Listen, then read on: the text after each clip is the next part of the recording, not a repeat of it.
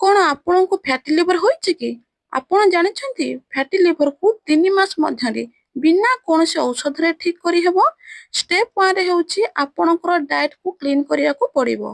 ଚିନି, ତେଲ, junk food, ମଇଦା, ବେକାରୀ ପ୍ରଡକ୍ଟସ୍ ଏସବୁ ପୁରା ବନ୍ଦ କରନ୍ତୁ।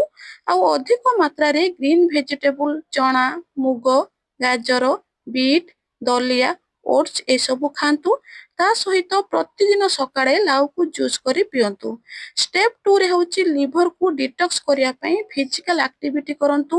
ପ୍ରତିଦିନ 30 ରୁ 45 ମିନିଟ୍ ବ୍ରିକ୍ସ ୱାକ୍ କରନ୍ତୁ। ଏହା ଆପଣଙ୍କ ବ୍ଲଡ ଫ୍ଲୋ ଆଉ ମେଟାବଲିଜିମ୍ ଦୁଇଟି ଯାକ ବୁଷ୍ଟ ହୋଇଥାଏ। ଷ୍ଟେପ୍ 3 ରେ ହେଉଛି ନ୍ୟାଚୁରାଲି ଲିଭର କ୍ଲେନଜିଂ ହର୍ବସ୍, ଯାହାକି ତ୍ରିଫଳା, କାଲମେଘ, ଭୂମି ଆମ୍ଲା ଏହି ତିନୋଟି ଜିନିଷ ଫ୍ୟାଟି ଲିଭର ପାଇଁ ବହୁତ ଭଲ କାମ ଦେଇଥାଏ। ଏହି ତିନୋଟି ଜିନିଷ ଭିତରୁ ତ୍ରିଫଳା ଚୂର୍ଣ୍ଣ ହିଁ ବହୁତ ସହଜରେ ମିଳିଥାଏ। ତେଣୁ ତ୍ରିଫଳା ଚୂର୍ଣ୍ଣକୁ ହିଁ ଆପଣ ବ୍ୟବହାର କରନ୍ତୁ। 1 ଗ୍ଲାସ ଉଷୁମ ପାଣିରେ 1 ଚାମଚ ତ୍ରିଫଳା ଗୁଣ୍ଡ ମିଶାଇ ରାତିରେ ପିଅନ୍ତୁ।